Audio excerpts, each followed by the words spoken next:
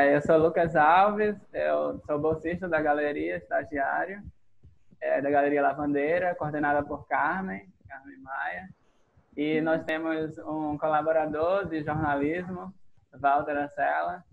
Eu aqui. Prazer, Leila. Os Três Mosqueteiros, atualmente. E nesse momento de reclusão, né, de distanciamento social, a gente está com algumas iniciativas na galeria, ou seja, mais para o virtual, e uma delas é uma atividade de pesquisa que temos realizado entrevistando alguns profissionais da arte ou que colaboram para a arte. E é muito prazer ter você aqui hoje.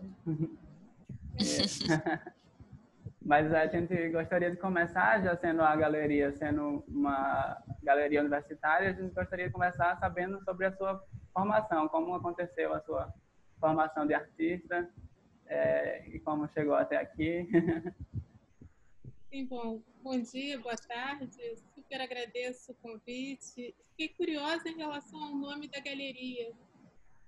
Achei muito bonito o nome da galeria e queria saber, porque eu posso perguntar também. É um pássaro que fica à beira-mar. Na beira-mar tem sempre esse pássaro pequenininho, branquinho, ele é branquinho, e tem detalhes pretos.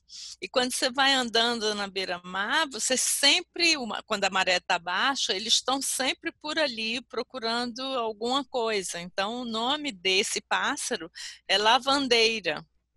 Não, achei que é o logo. Sim, a logo delicada. É um logo do passarinho. Isso. Lembra, claro, essa figura feminina, né, da lavadeira, embora não foi escolhido por um professor do departamento, Gabriel Bechara. Ele que escolheu esse nome. Eu também adoro.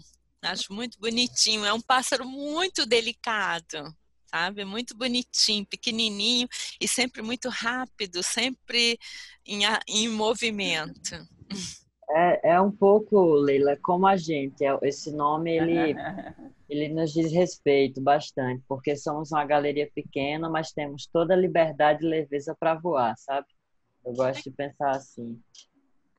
E éramos mais componentes e agora somos muito poucos, né, Walter? E, no entanto, a gente está trabalhando muito, muito, muito. Eu já acho que é uma coisa rara ter uma galeria, trabalhar numa galeria, uma universidade que tem uma galeria, ou um instituto de artes, departamento de artes que tem uma galeria, já acho que é de uma riqueza, de uma raridade, que seja pequena, não importa, que não tenha dinheiro, como eu imagino que seja, ainda assim, eu acho que é um privilégio, eu acho maravilhoso como experiência que eu nunca tive, assim, ter uma galeria tão próxima, né, quando eu era estudante. Então, não sei se estão me ouvindo bem. Eu estou sem microfone, mas... Eu estou ouvindo muito bem. Tá. Então, a minha formação, eu entrei para a Escola de Belas Artes da UFRJ no início dos anos 80 e tenho quase que orgulho de dizer que abandonei, porque foi um choque muito grande. A escola em si, que era uma escola nada acolhedora, com ensino acadêmico velho, um acadêmico ruim, não é nem um bom acadêmico, né? Mas era um acadêmico totalmente distanciado de qualquer demanda da vida, do mundo. Bom, todo acadêmico... Ih, gente, falar nisso aqui não é fácil. Estou falando sozinha. Então, eu entrei para a UFRJ, para a Escola de Belas Artes, para fazer pintura, cheia de sonhos, como todo estudante jovem, e abandonei muito rapidamente, arranjei um estágio no Mobral, na época, que era o Movimento Brasileiro de Alfabetização. Eu fui estagiária da parte de artes gráficas, eu desenhava, eu trabalhava na produção do material didático, das ilustrações do material didático, Foi uma experiência incrível, incrível. Por exemplo, eu trabalhava ao lado de um designer que era muito amigo do Cildo Meirelles, que era o Alfredo Fontes. Olha só. Uhum.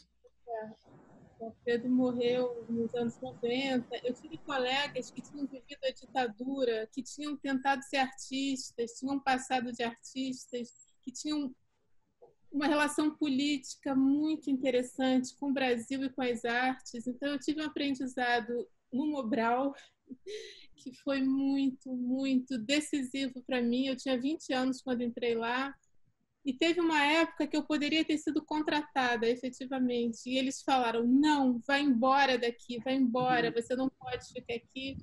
E foi no ano que foi assim, de 84 para 85, no momento do final da ditadura, efetivamente, e eles falavam, vai embora, e eu realmente fui, né? Tipo, foi um grande conceito.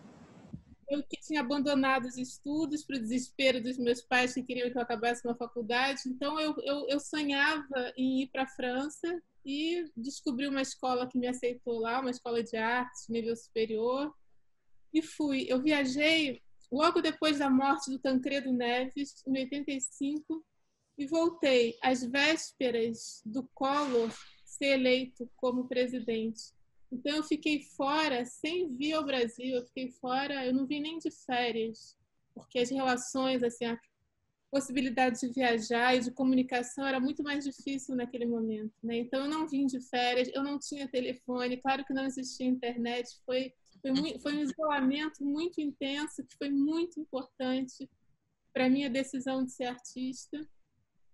E eu fui embora num Brasil que estava começando a democratização, né, que estava se abrindo, se redemocratizando, e voltei num Brasil democrático, que o presidente era Collor de Mello.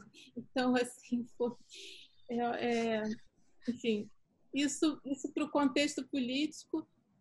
Mas a minha formação, então, eu tive esse prazer, esse privilégio de ter tido uma excelente escola na França, com excelentes professores. E, na verdade, quando eu trabalhava no Mobral, eu não queria ser artista.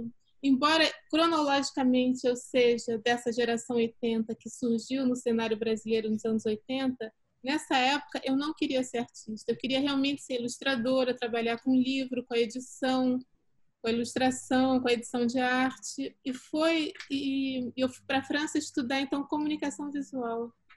E foi lá realmente, em contato com uma produção muito intensa, né, com uma presença física e social da arte no mundo, na sociedade, na história, na cidade. A presença física, assim, a arte existe no mundo, tem uma incidência forte, né, uma presença social forte. E em contato com uma série de questões aí que eu mudei de curso. Eu realmente fui fazer arte, fazer gravura. E aí foi isso. Então, seu contato com a gravura já começa lá da França, não é isso? Meu contato com a gravura, na verdade, a gravura foi a primeira... Eu tenho um contato, eu tenho uma lembrança de Gilvan Samico. Gilvan Samico. Ah, olha que loucura.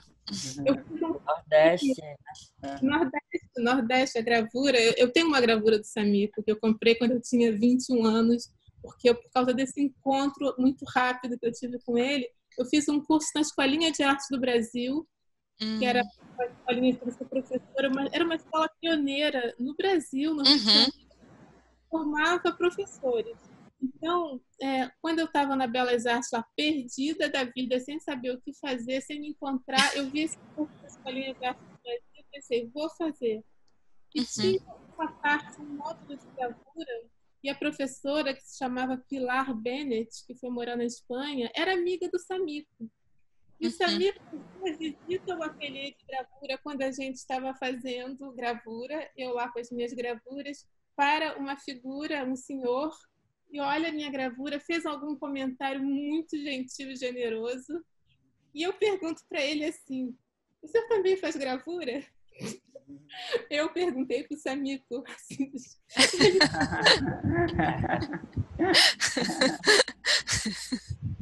aí a Pilar, assim, olhando aquilo, depois ela foi me explicar quem era Sanico, eu fui descobrir quem era Sanico, me encantei absolutamente com o trabalho dele. Então, a gravura, desde o início, me interessou. Eu fiz um pouco de gravura também no MAN do Rio, com a Tereza Miranda. Eram tentativas enfim, de encontrar alguma coisa. E uma coisa é a gente jovem, né, desejar ser artista. Pensando, por que alguém deseja ser artista? Em geral, assim, há 30 anos atrás, eu gostava de desenhar, ponto. Eu queria ser artista porque eu gostava de desenhar. E falavam assim, Leila, você desenha bem. Tinha esse elogio a uma certa habilidade. Era só isso. Agora, entre você gostar de desenhar, você ter uma habilidade e você descobrir uma questão poética, uma questão política, você descobrir um problema, né? Alguma coisa que você quer lidar, que você quer tratar, vai um mundo totalmente. E isso eu realmente descobri na França, porque tinha uma história da minha família que começou a voltar quando eu estava lá. A gravura eu tive contato antes, mas não era só a questão de você se apropriar de uma técnica, digamos assim, tem que vir junto com um problema, né? Uma questão. Então, continuando sobre a gravura, Leila, você até hoje faz procedimentos que se relacionam com a gravura. E não sei se você vê assim, queria saber se você pensa nela dessa forma e como que ela foi se transformando até chegar ao como o seu trabalho se apresenta hoje. Não, isso é bem no alvo, porque eu sempre acho que eu acho que a gravura é a experiência mais forte para mim, de fato, não em termos de técnica, essa palavra é complicada, né? Essa palavra. Eu acho que eu estou sempre interessada em marcas, em inscrições. Eu acho que é isso que me interessa: vestígio, marca, inscrição, uma relação com a superfície do mundo que não é tão superficial, né? Que precisa de uma inscrição, de uma marca efetivamente.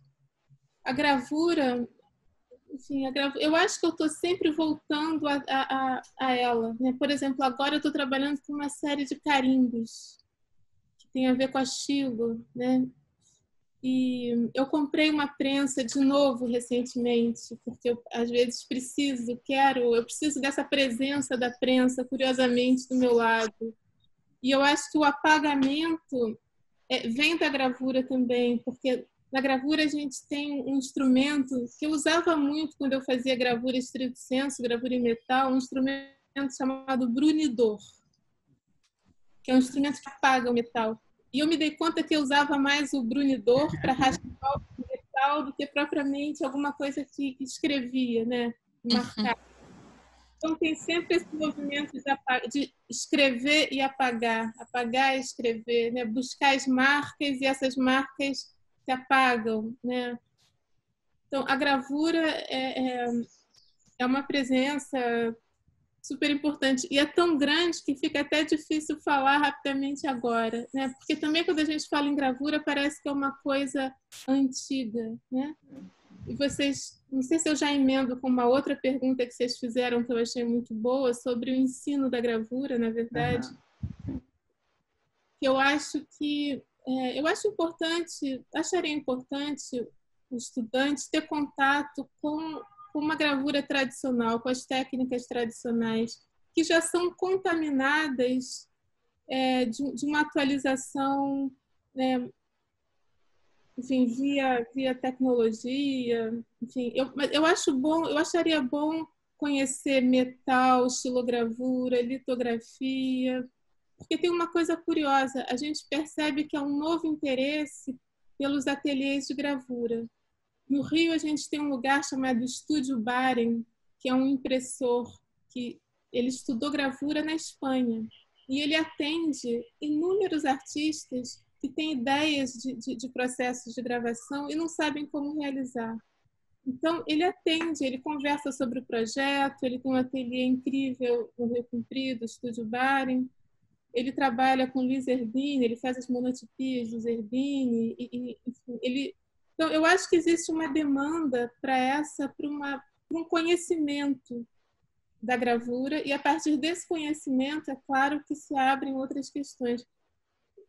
Eu acho que a partir desse contato com uma gravura, digamos, mais tradicional, que já é muito atualizada, é claro que a gente tem que pensar essa gravura no mundo da tecnologia de hoje. Tudo passa pela fotografia, pelo computador, né, por essas técnicas digitais também. Mas eu tenho a impressão que depois dessa crise sem corpo que a gente está tendo agora, que a gente está vivendo aqui nessa coisa, né, dessa interface estranhíssima, eu acho que o mundo vai precisar eu acho que vai ter uma demanda por corpo, sabe? Por matéria, corpo, por trabalhos, por alguma coisa concreta, um corpo a corpo de novo. Eu acho. Tem mais outras coisas que a gente E continuando sobre o que você citou sobre o apagamento, né, relacionado ao fazer da gravura, existe na sua obra a presença de duas direções aparentemente antagônicas, que seria o registro documental, com carimbos, livros, manuscritos, e o apagamento, com rasuras, manchas. Há alguma intenção, nesse caso, de mostrar a ação do tempo e você trabalha a memória e como que você trabalha a memória?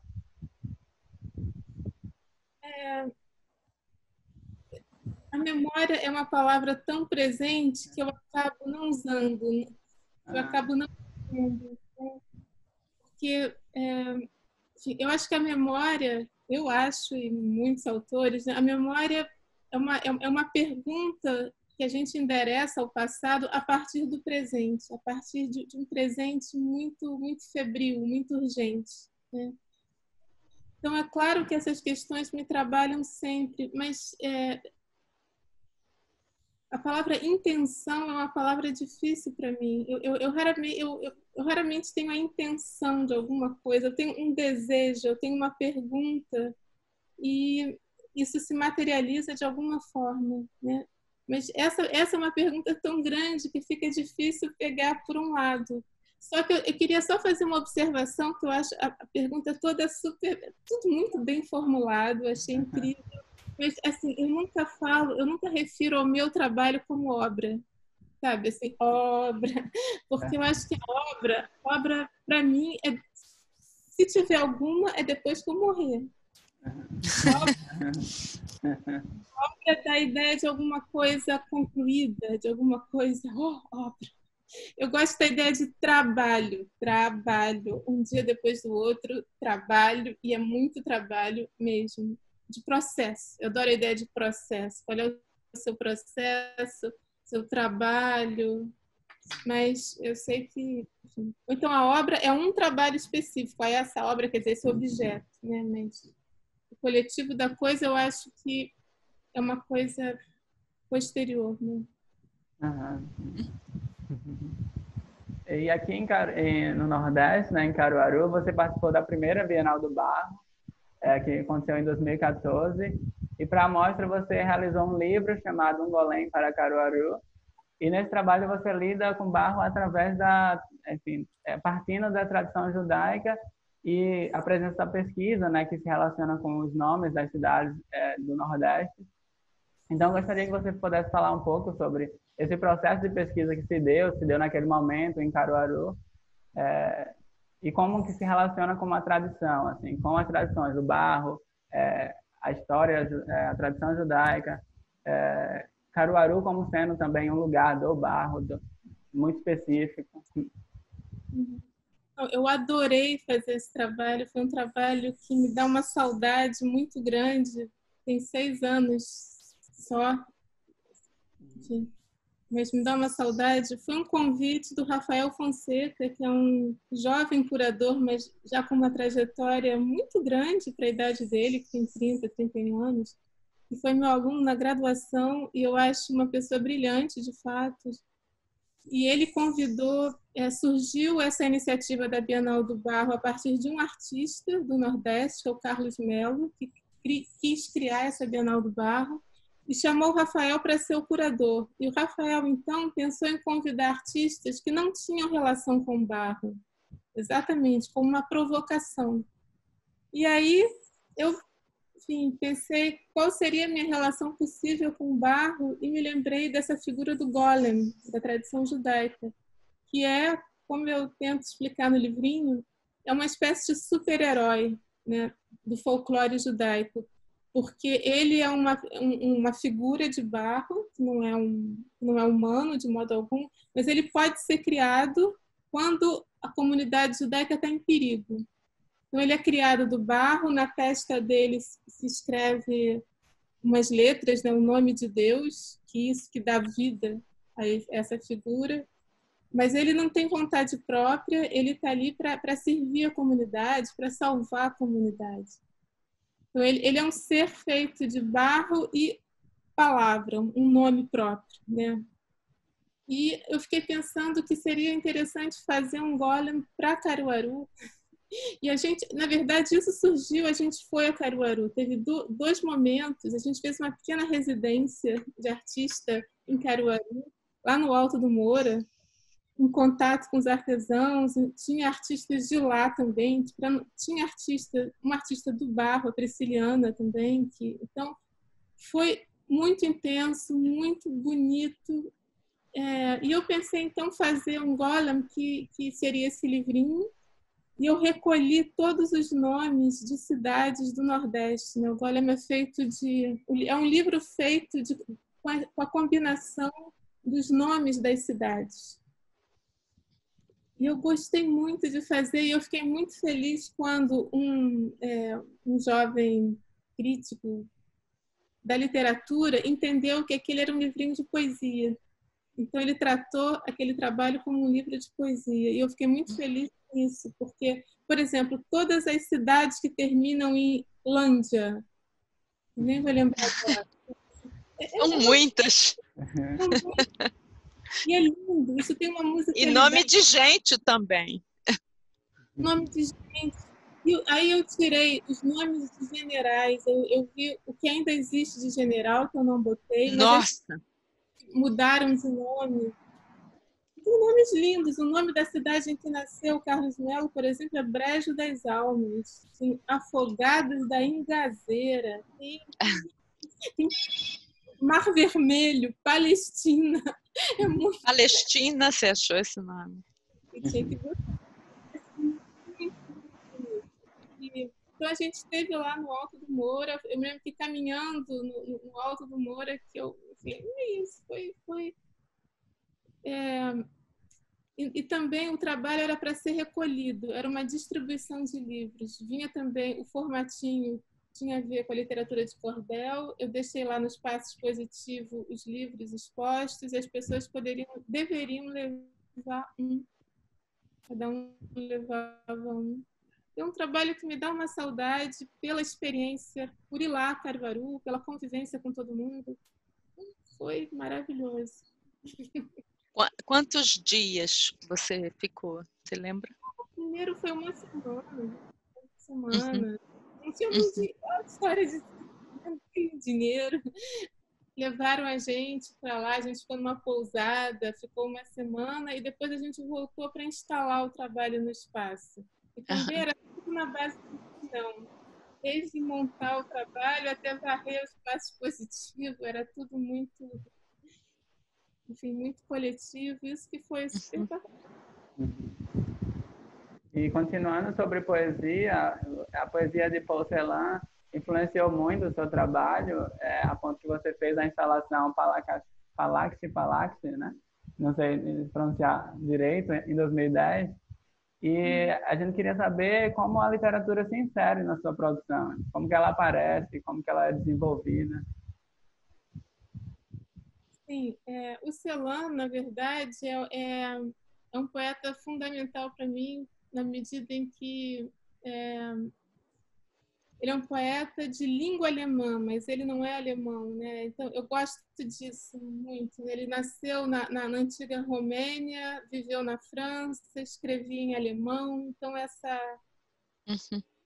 enfim, essa confusão, né? Essa não coincidência de língua, nação, território, eu acho isso muito interessante. E foi por causa do Celano que eu fui estudar alemão, que é a língua do meu pai, uma língua que eu ouvi na minha infância. Meu pai só falava alemão com a minha avó, no trabalho dele também. E é uma língua que a gente não deveria falar, né? Porque era uma língua do passado, da Europa decadente, Europa péssima. Meu pai tinha um certo horror à Europa, minha avó nem se fala.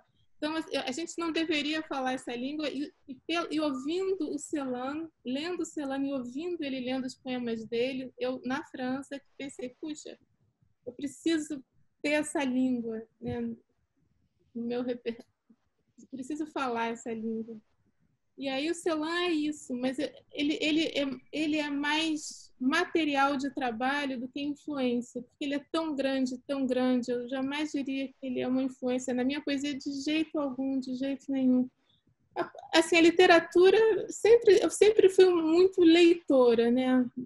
Assim, sou muito feliz como leitora. Eu nunca pensei em escrever poesia até outro dia, assim, digamos, até uns 15, 12 anos, 10 anos atrás, isso é outro dia, 12 anos atrás. E não sei mais o que dizer. Onde está? A literatura, a escrita é tudo. Eu acho que, no fundo, às vezes, tudo que eu faço é uma escrita, sabe? Uma ideia de escrita.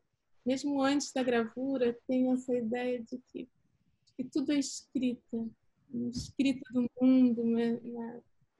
Na literatura, a poesia é um mistério, curiosamente. Assim, eu tenho muita confiança que em artes visuais vai ter um próximo trabalho, uma próxima série. A poesia eu nunca sei, a literatura, eu comecei a escrever isso em 2007, por aí. E para mim, a faixa bônus da minha vida, que eu tenho 3 livrinhos hoje e na verdade, assim, eu sempre gostava de escrever sobre o processo de trabalho, né? Então, tem uma relação com a escrita do processo, que acabou se emancipando, que acabou ganhando força, forma, e aí está muito junto.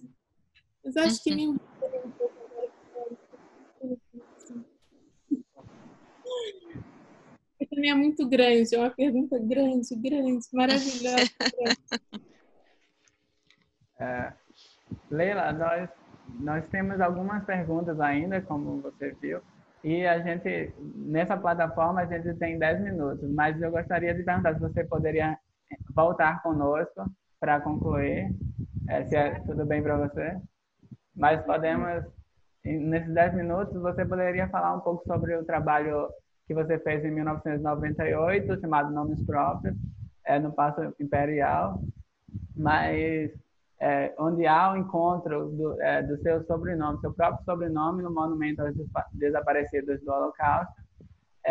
E a gente queria saber se isso provocou um desdobramento no seu trabalho ou apenas um aprofundamento no que já era existente e já vinha caminhando.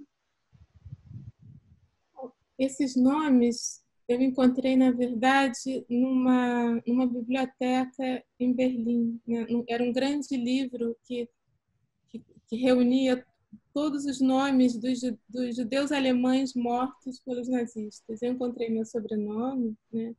Isso em 1994, né? Tem muito tempo. E, na verdade, eu resolvi tirar um xerox dessas páginas com meu sobrenome para mostrar para o meu pai, para ver se ele conversava, se ele queria falar sobre isso. Era uma forma de provocar, de trazer uma conversa familiar mesmo. Porque ele não queria essa memória, ele estava sem querer lidar com isso. Completamente, não se falava disso. Para que você mexe nessas coisas? Que bobagem! Que você mexe em coisa velha? Blá, blá, blá. Ele ficava brincando. Uma reação completamente assim de recusa e continuou. Ele nunca, ele olhou aquela lista, mas enfim, ficou quieto do mesmo jeito. E depois, 2 anos depois, aquilo virou um trabalho. Mas é como se Na verdade, a questão do nome próprio é um tema também que me interessa, enfim, desde a graduação, de fato, a partir da leitura muito intuitiva do Walter Benjamin, né, que fala, que tem na filosofia dele, tem uma presença do nome que é muito interessante, a opacidade dos nomes, os nomes que são intraduzíveis, né? Então tem em vários textos tem essa questão do nome próprio.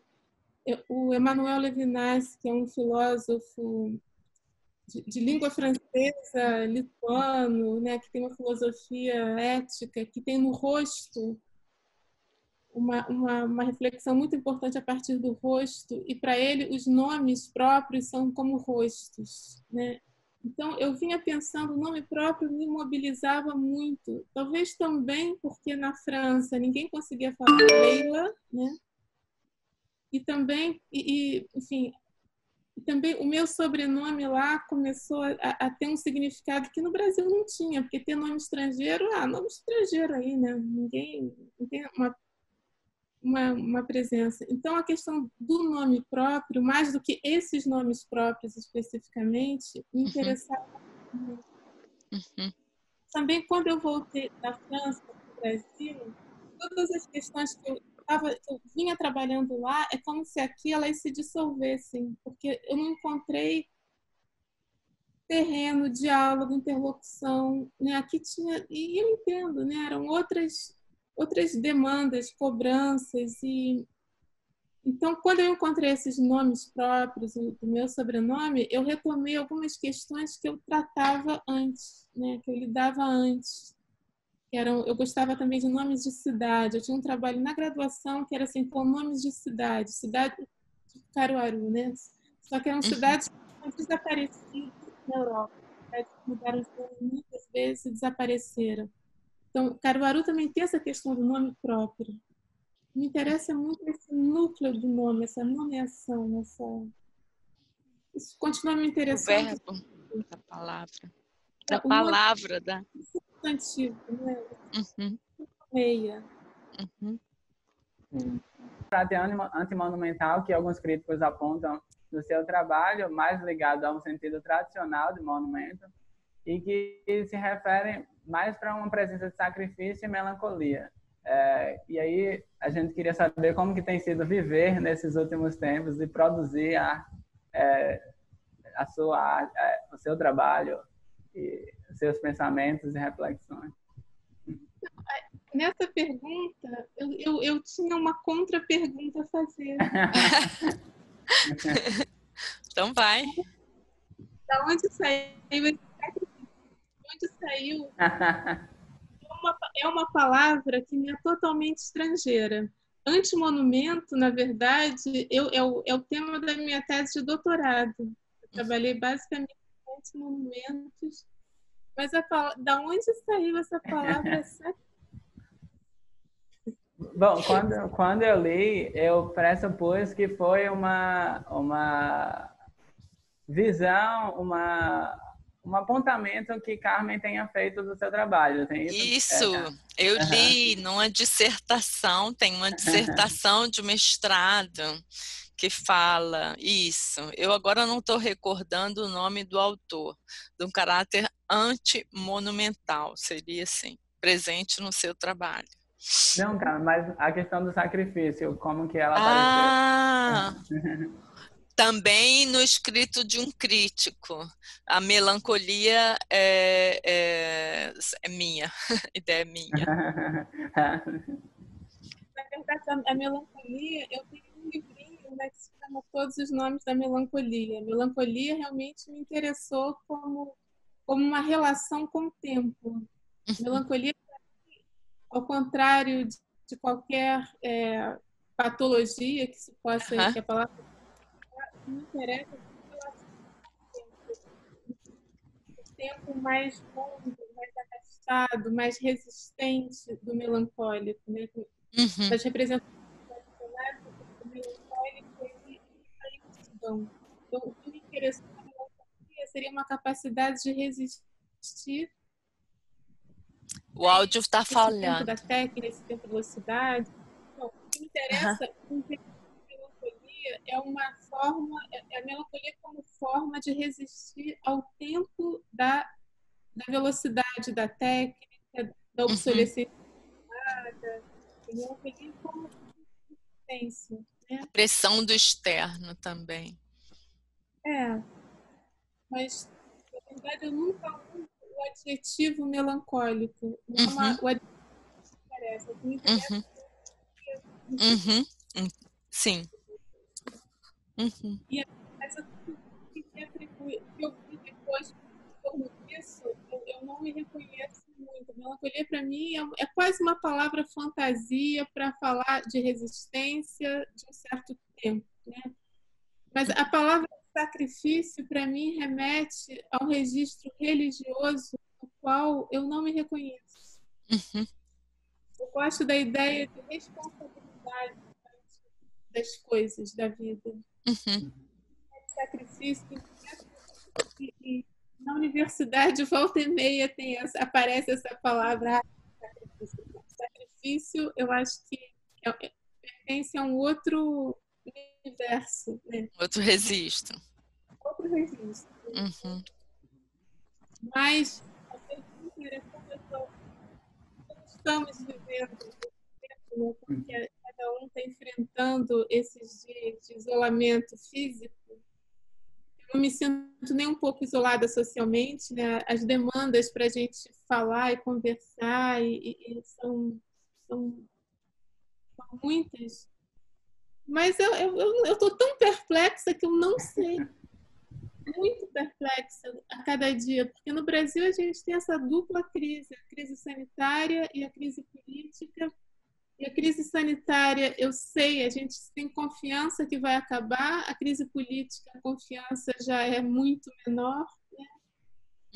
E eu tenho tentado trabalhar, basicamente, tentado me organizar para trabalhar. Eu tenho trabalhado com questões da ditadura, curiosamente, é um tema que voltou com muita força. Eu retomei um trabalho de 2017 que eu fiz sobre a ditadura, que eu expus no Memorial da Resistência em São Paulo, porque nesses dias, mais do que tudo, eu tive a impressão que há uma continuidade perfeita entre os anos da ditadura e esse momento de agora.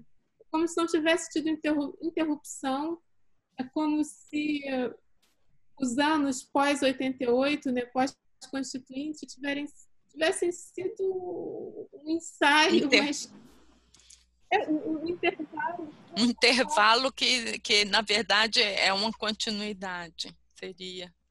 É uma continuidade. Eu nunca tive a impressão tão física de que há uma continuidade perfeita entre os anos da ditadura, ou seja, os anos da minha infância, né, e esse momento atual.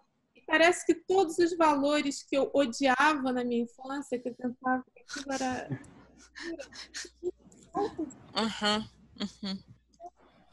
Isso aqui é muito a gente, né? Estou tentando trabalhar, organizar para trabalhar.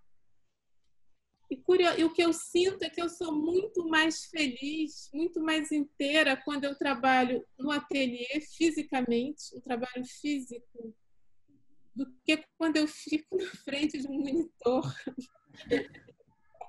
Bom, licença, eu tenho mais uma provocação do que uma pergunta. Eu não sei se durante o tempo que a minha internet caiu, vocês chegaram a falar das dinâmicas de tempo do trabalho da Leila. Não sei como é que isso foi abordado. Mas a questão é que no teu trabalho, Leila, como você sempre fala, a questão do documento que evoca algo que não é mais da ordem do tempo do passado, né? Ele fica à espera, algo que pede, né? Algo que tem isso, que pede essa imanência de corpo que é realizada posteriormente. Paradoxalmente, você se usa de materiais que estão impregnados de memória, né? De tempo. Então fica essa dinâmica de tempo que é um pouco ambivalente, é passado e futuro ao mesmo tempo, é passado e presente. Ele não se dissocia do passado, mas também não do que vem depois. Então, uma vez eu estava conversando com o José Rufino, que tem um trabalho que também perpassa esses sentidos de uma matéria impregnada de tempo. E eu provoquei Rufino dizendo o seguinte: você acha que o tempo da sua obra é o pós-pretérito? E eu vou te lançar esse questionamento também. Você acha que o tempo da tua obra é o pós-pretérito? Não, acho que você formulou muito bem. Eu acho que o que me interessa é exatamente esse condensado de tempos distintos, né? De temporalidades distintas. Eu juro que eu não sei bem qual seria o tempo do meu trabalho. Eu acho que cabe, de fato, a quem vê, né? Viver, construir esse tempo, né? Eu sinceramente não sei. Na verdade, quando eu olho, não sei, uma vez que o meu trabalho está pronto, é difícil eu olhar para ele, curiosamente. É como se ele não me pertencesse, não fosse mais meu, né? Não me pertence. E eu não sei bem o que é aquilo. Eu não sei bem. Eu tenho que tomar cuidado porque eu fico muito crítica depois, começo a ver uma série de problemas, eu acho que não funciona. Mas o que me interessa é exatamente esse tempo paradoxal, né? Se fosse uma temporalidade única, eu acho que o trabalho perderia o sentido. Pertenceria à comunicação, ao território da comunicação, que se esgota. Gostaria muito que fosse, enfim, que mantivesse uma tensão temporal entre passado, presente e futuro. Acho que você falou super bem, fiquei super contente de ouvir. Um pouco na emancipação do espectador, né? Na ideia do espectador emancipado, até mesmo para você que realiza o trabalho. Sim, então, é fazer como aqueles artistas, não sei se era, enfim, um pintor do início do século XX que ia para o museu, ele queria continuar a trabalhar na própria pintura, que ele achava que não estava pronta, que tinha alguma coisa que ele poderia mexer. O perigo é a gente querer transformar sem fim esse trabalho, né? Que já não pertence mais a gente, né? Tem que deixar. Mas acho muito boa a tua formulação. O que a gente espera do espectador, que ele seja emancipado. Seu trabalho, Leila, é Difícil Líbano, mais especificamente, mostra cenas cotidianas de uma favela carioca, que é vista a partir da janela, da sua janela. O livro acerca da exposição mostra fotos do seu pai e a sua avó paterna, que são antigos moradores desse prédio. E o curador Ivair Reinaldinho, o curador da amostra, né, que publicou o livro, da amostra que rendeu o livro, diz que não é possível ver o interior, que você volta-se para fora para iluminar o dentro. Ele também completa dizendo que o mundo que você oferece é aquele que se estabelece mediante um convite para a partilha. Você acredita que o seu trabalho revela o seu mundo interno através de falar de si, da generosidade, quase biograficamente, ou você, né, guarda certa reserva, e como que você trabalha os dois, falar de si, se reservar um pouco? Eu acho que o que me interessa é que esse falar de si, né, esse elemento autobiográfico, mais pessoal ou familiar, seja um ponto de fricção para encontrar alguma coisa que nos é comum, que nos é, enfim, que é pública, que é de todos. Eu acho que o pessoal é um vetor, uma seta que aponta para o coletivo. O pessoal, ele nunca pode ser só pessoal, não pode ser alguma coisa totalmente idiosincrática que ninguém se identifique, que não possa ser de todos, né?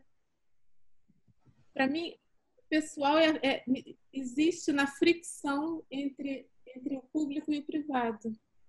Então, na verdade, nessa exposição do Edifício Líbano, que é onde eu estou agora, eu tentei fazer do Edifício Líbano um mirante no tempo e no espaço, né? Sem nunca mostrar o próprio Edifício Líbano. Ele é meio opaco, a não ser na foto da portaria, por exemplo, a não ser nos jardins. que são espaços públicos, mas eu nunca mostro o meu apartamento, a minha casa. O edifício foi construído em 1938, o que para Copacabana é muito antigo. Meu pai viveu nesse edifício quando ele era solteiro, meus avós moraram aqui quando meu pai era adolescente. Então, assim, tem uma história assim, de antes de eu nascer nesse edifício.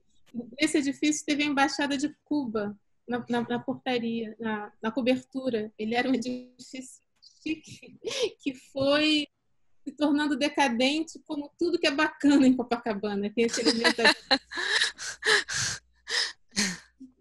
Nos anos 80, a favela atrás do edifício cresceu. É como se o Pavãozinho tivesse anexado o edifício Líbano. Então, tem, assim, os fundos, que não eram fundos, né, que tinham... Era um edifício que não tinha nem fundos nem frente, o que era interessante também. Foi a assim, os problemas urbanos que transformaram a parte de trás em fundos. Mas esse edifício não tinha frente e fundos. Tinha a montanha e o mar. Não era... Mas eu vivo razoavelmente bem com os fundos da comunidade. Eu queria exatamente não me fechar aos fundos da comunidade, porque muitos apartamentos colocaram tijolos, fecharam as janelas, né, para não ver isso. Então, eu tentei não fazer isso, mas, ao mesmo tempo, tem uma série de vidros que as pessoas colocam, que eu coloquei também para proteger a privacidade. Então, a exposição Edifício Líbano era mostrar esse dispositivo do edifício como um dispositivo no tempo e no espaço. Basicamente era isso. E a minha historinha pessoal seria um disparador para outras histórias, né? Basicamente. É uma busca da universalização, né? Eu diria de um comum, sabe? De alguma coisa que nos é em comum, em comunidade. Mais do que universalização, talvez, que é uma palavra que a gente entende totalmente. É nesse sentido, alguma coisa que seja em comum. Eu, você, mais o outro, mais o outro, mais o outro. Né? Que possa nos unir e não nos separar. Eu acho que é uma questão da arte sempre, né? Construir comunidades. Comunidades. E ainda aí... Desculpa. Mas ainda em Edifício Líbano, especialmente na cena da portaria, nos chamou muita atenção se teria alguma relação com as Meninas de Velázquez, com essa pintura, mas apontando como que você pensa ou se relaciona com as suas influências, como que elas aparecem, ou como que você lida com as referências que porventura aparecem no que você faz.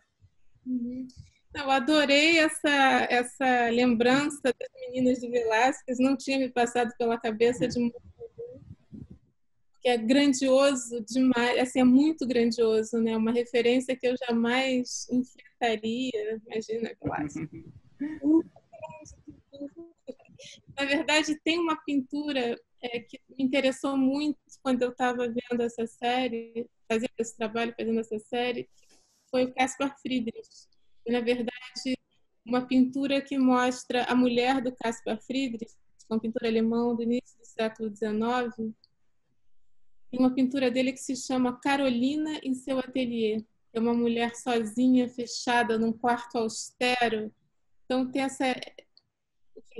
esse é um pintor que me interessa muito. Não sei se me influencia, é difícil dizer o que influencia efetivamente, né? É difícil. Eu sei os artistas que eu amo profundamente e que, num certo momento, deixo de amar também, porque tem isso, a gente ama, deixa de amar, a gente...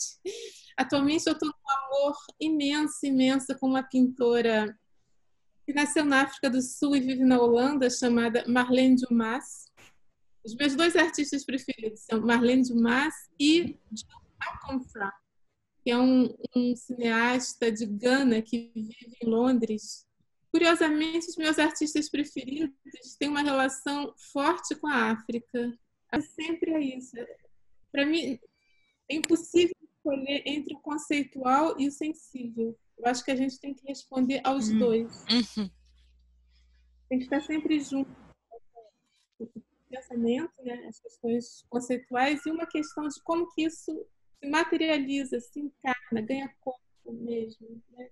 Então, são artistas que trabalham muito nisso, são conceitualmente muito fortes, e o trabalho tem um impacto sensível, né? É uma experiência estética, em geral, muito, muito perturbadora.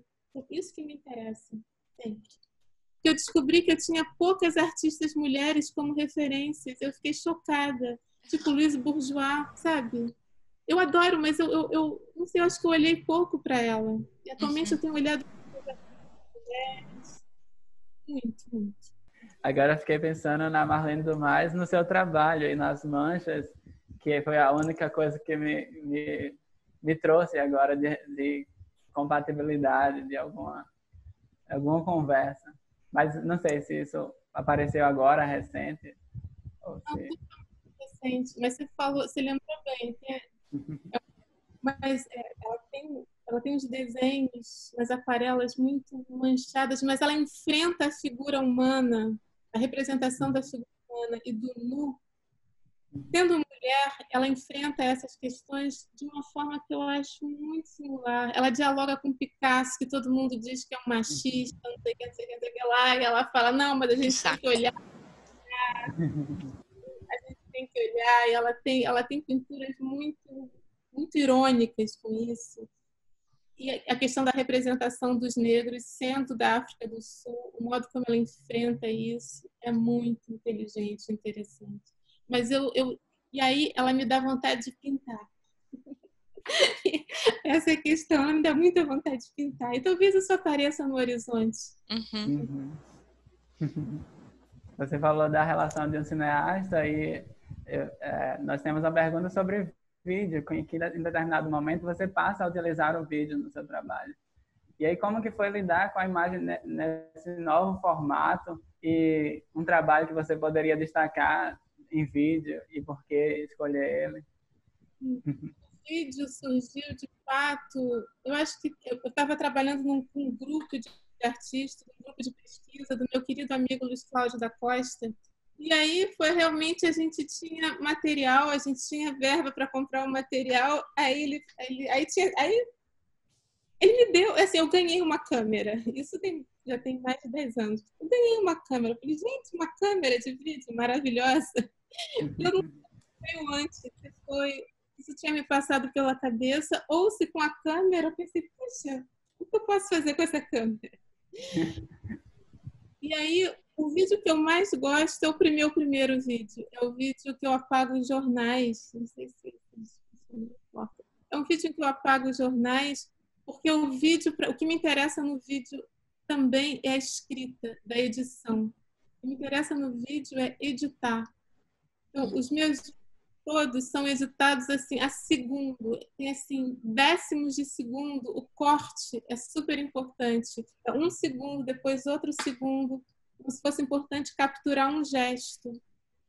Os vídeos que eu mais gosto, assim, que eu fiz, foram mais importantes para mim, são os vídeos que eu filmo o impresso. Eu filmo o jornal, as agendas, enfim, é sempre o mundo impresso, o mundo do livro, basicamente. Mas eu gosto do vídeo, mas é o trabalho de edição, que é absolutamente exaustivo. E é um aprendizado também maravilhoso. É uma escrita, então. Esse é o artista dos dois? Os dois são... Eu não, eu sou jornalista. Lucas é artista. Eu sigo ele no Instagram. Mas você, eu sei que... você é jornalista. mas também trabalho com artes visuais, é a minha área de interesse. Curadoria, crítica. Inclusive... Melhorar muito o jornalismo cultural, querido. O jornalismo cultural precisa melhorar muito. Eu também acho. Muito, muito. Principalmente as grandes mídias, né? Que não têm uma sensibilidade boa para as artes visuais. Sem dúvida.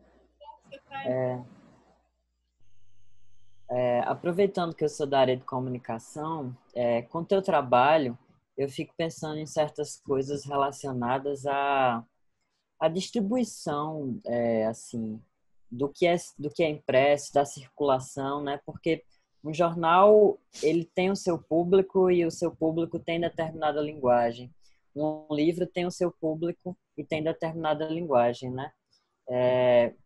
Como é que você percebe essas questões de circulação, de como esses meios impressos se relacionam com seus públicos, né?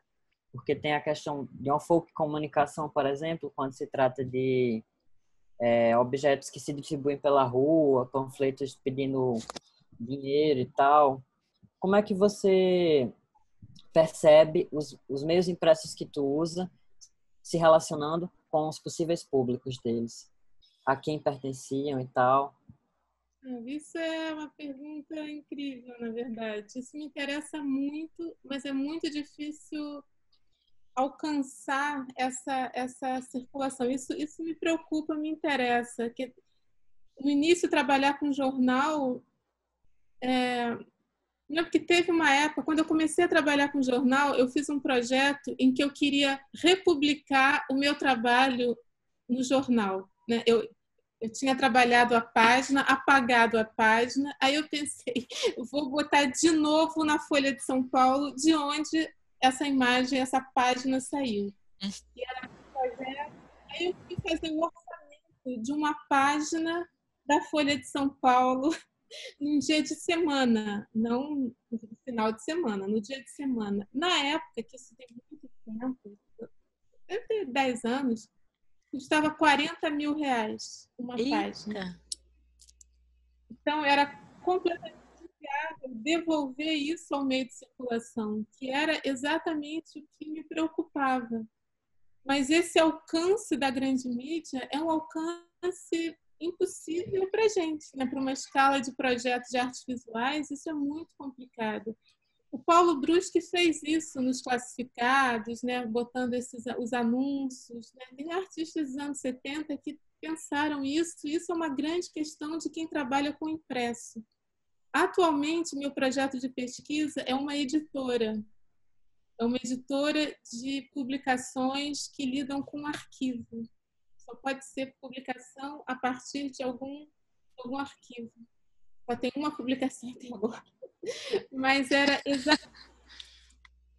Porque também começou há pouco tempo, né? Tem várias questões. Mas porque também atualmente tem o universo das feiras de impresso. Não sei se vocês têm João Pessoa, porque todas as cidades agora têm alguma feira de impressos com as publicações independentes, de fanzine a livro de poesia, a quadrinhos. Então, é por isso que eu acho que depois dessa crise sanitária, de todo mundo separado, vai ter demanda de corpo, porque a feira de impresso existe com muita força há uns 10 anos, mesmo a gente tendo a circulação de publicações no meio digital.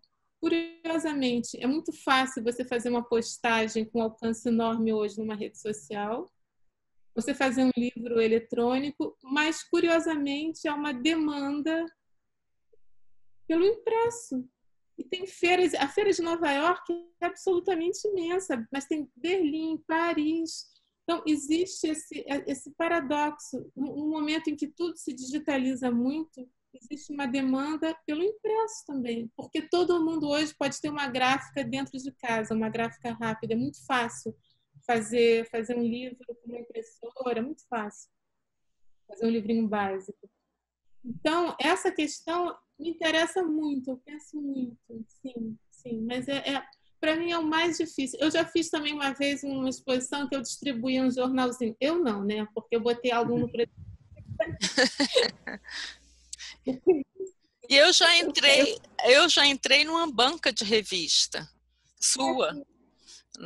Eu achei super interessante, porque para mim, tinha muita coisa misturada. Tinha a tradição das bancas de revista, de ficar em pé, lendo, na banca de revista, ao invés de comprar, às vezes até juntava gente, um do lado do outro, que é uma coisa muito carioca, que está lá na música do Caetano, essa coisa de ficar lendo jornal ou vendo a capa das revistas sem comprar. E a coisa de entrar na banca, também aí já vinha também a Kombi cheia de jornal, né, do PAP, e tudo misturado na minha cabeça, e aquela experiência de entrar e de ver o seu trabalho estando dentro, praticamente eu estava dentro do trabalho, né? Foi uma experiência que eu gostei muito. Sim. Uma banca que tinha na UERJ para os meninos, né? Assim, eu aluguei. Era um projeto que a gente tinha que escolher um lugar dentro da UERJ para fazer um trabalho. E tinha uma banca de jornal na UERJ que tinha acabado de ser... O jornaleiro tinha sido despejado pela gentrificação dentro da própria universidade, no próprio campus. Teve gentrificação, o cara foi convidado a ir para um lugar onde ele não queria ir dentro do campus, ele falou, pois eu vou me embora. Aí eu aluguei a banca dele por um mês, na verdade. O trabalho não durou esse tempo todo, porque era muito difícil abrir e fechar uma banca de jornal. É muito trabalhoso. Mas eu fiz uma banca de jornal com jornais apagados. Então, esse lugar, banca de jornal, o lugar do impresso na cidade, eu acho maravilhoso, maravilhoso. Para os artistas pensarem, investirem como um espaço de trocas, né? De muitos tipos de troca. Lucas, você faz o que de trabalho de artista? Você faz vídeo? Você faz... O que você faz? Eu faço mais objetos mesmo. Eu comecei pesquisando escultura. Comecei fazendo desenho e pesquisando escultura. E aí isso, de certa forma, foi se relacionando. E eu considero esculturas, embora não tenha muito... Não seja muito... não tenha essa monumentalidade, né? Não seja tão pesado e gigante, mas faço essa escultura que já é mais menor e mais fluida, eu considero. Mas você está na graduação ou na pós? Estou na graduação, bacharel. Eu vou dar uma palhinha de crítico aqui para falar de um trabalho do Lucas que eu acho que você vai gostar, Leila. Como é o nome dele, Lucas? Que é os papéis, a escultura? Ele não tem título, ele é sem título. Ele é sem título. Mas... Pois bem, Lucas fez uma série de esculturas em papel, são quase como origamis, assim, dispostos sobre uma mesa. E eles são percorridos por uma linha de pesca? É uma linha de nanquim mesmo, que você vê imaginária, mas tem linha de pesca que amarra essas estruturas, ou seja, ela só é tridimensional por essa linha física que é de pesca e que é quase invisível mesmo ao olho. Eu gosto muito da linha tênue que essa obra se coloca entre desenho e escultura, sabe? Porque a linha que percorre essas esculturas dá a dimensão de desenho, modela elas, mas em si elas são esculturas e em papel. Interessante, já gostei dos objetos, dos elementos todos. Finalmente, a gente queria que você recomendasse, como professora da UERJ e como artista, alguma coisa, o que você pudesse recomendar para os novos artistas e estudantes de arte no Brasil. E também algum lugar que eles possam trabalhar com técnicas mistas em gravura, se você conhecer. Que não seja um ensino de gravura muito tradicional, o qual você indicaria, né? Essa pergunta já é mais...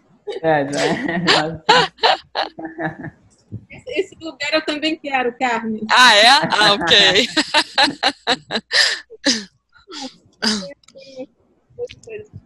Não, eu vi essa última pergunta, eu fiquei pensando muito nessa última pergunta. Me abalou, assim, o que eu recomendaria para os jovens artistas, para os meus alunos, jovens, assim, eu acho que o fundamental é a qualidade de interlocução que a gente constrói, sabe? Os diálogos que a gente constrói desde a graduação. porque é fundamental. Eu acho que eu errei em alguns diálogos na minha vida, eu errei em algumas interlocuções, que a gente atribui poder a certas figuras na nossa cabeça mesmo. A gente confere autoridade a umas figuras, sei lá, para onde vai, não sei, professor, crítico, curador, né? A gente dá autoridade a essas figuras. Então, acho que tem que tomar cuidado com isso, com o diálogo, com a qualidade da interlocução.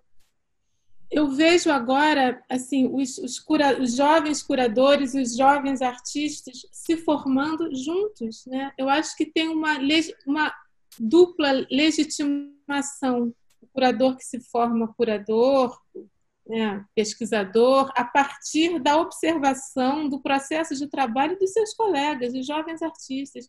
Eu acho que a qualidade dessa interlocução é fundamental. Para mim, eu diria que isso, para mim, acho que a minha geração foi muito sozinha, muito sozinha. Hoje eu vejo diálogos coletivos, né? Eu acho que é preciso saber dosar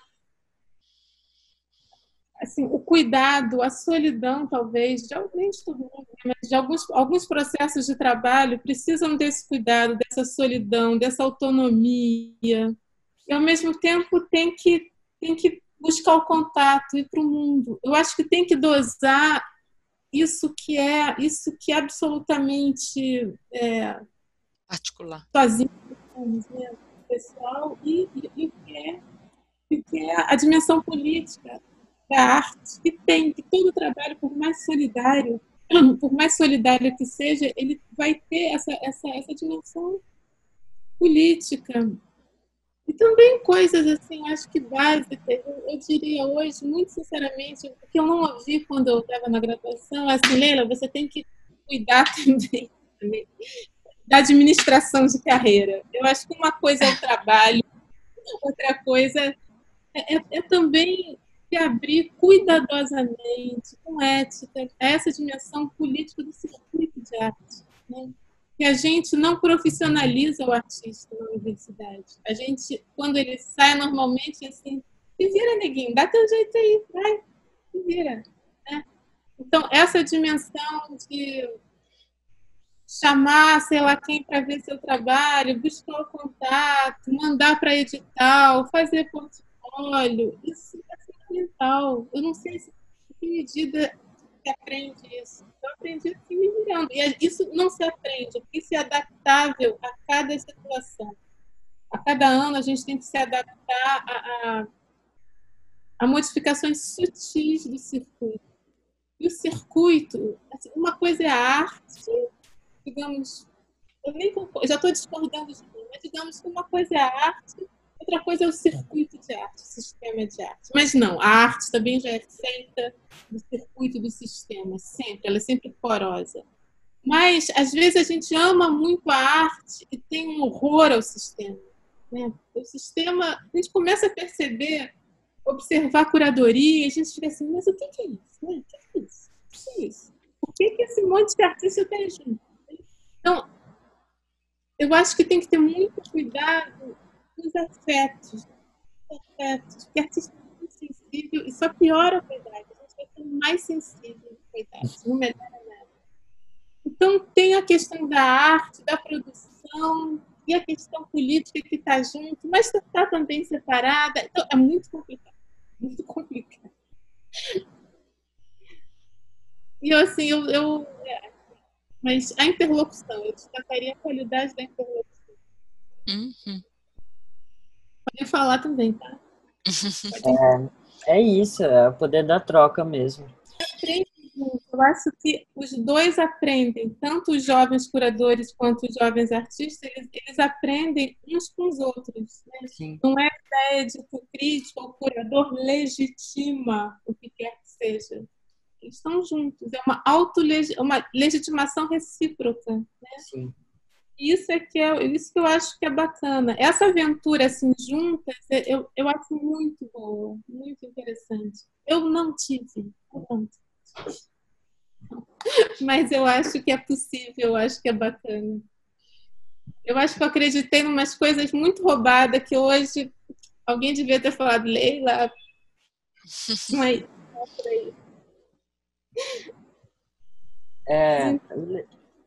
Uma outra questão, Leila, como é que se dá a tua relação com o Nordeste? Você expôs na Bienal do Barro, na primeira Bienal do Barro, fez essa residência, mas em outros níveis, assim. Como é que tu se relaciona com a gente aqui? Pergunta bonita. Pergunta... Eu, na minha condição de sudestina, sem noção. Assim, eu penso... Eu estava brincando com um artista baiano esses dias. Eu participei de um evento em Salvador, no Goethe de Salvador, lá que uma coisa virtual dessas, um festival. Aí eu brincando com ele, o Thiago Santana.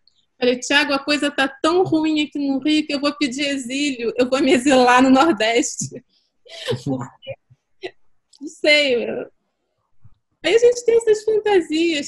Uma vez eu cheguei a pensar, teve um concurso para professor titular na Universidade do Rio Grande do Norte, eu acho. Era um contrato de 4 anos. Eu pensei muito seriamente em fazer. Assim, sendo muito sincera, para mim, estou sendo sincera, o Nordeste é um reservatório de fantasia, sabe? De imaginário, de fantasia, de bem-estar, Sim, mas eu conheço como turista, basicamente. Eu expus 2 vezes em Salvador, expus em Caruaru, mas eu adoro, assim, é o imaginário, é a literatura. É horrível isso que eu estou falando. Tá faltando a Paraíba aí. Mas eu entendo o que você está falando, Leila. O que você toca aí são questões muito discutidas, né?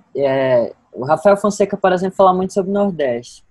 E as discussões, geralmente, sobre o Nordeste tocam em ambivalências muito interessantes, porque ao passo em que nós passamos por determinações de pactos sociais muito calcados no machismo, em posturas de comportamento, enfim, muito de uma sociedade patriarcal e tal, ao mesmo tempo é um território que se coloca de forma bastante decolonizada. Assim, o imaginário é decolonizado porque tem um rol, um imaginário simbólico muito próprio, né?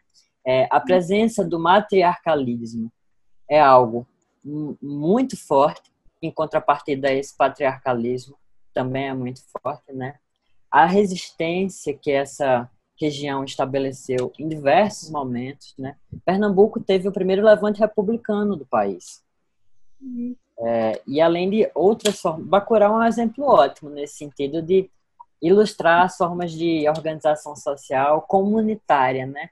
Então, sim, o Nordeste é um paradigma aí bem interessante, que a gente tem bastante diferente das outras regiões mesmo. Eu vi a exposição que teve no SESC 24 de maio, em São Paulo. Teve uma exposição com curadoria da Clarice e outros curadores, eu não lembro o nome agora, não sei se Marcelo Campos. O Bituca, né? Marcelo Campos. Assim, eu vi a exposição que é muito interessante, com trabalhos muito interessantes, e se chamava A Nordeste, né? A Nordeste. Enfim, eu vi coisas ali, claro que enfim, são um universo. A exposição era muito rica, um pouco apertada no espaço, mas a pergunta que você fez é uma pergunta séria, pergunta que a gente tem que se fazer, nós que não vivemos no Nordeste, né? Que somos sudestinos. Eu acho que essa consciência de ser sudestino, né?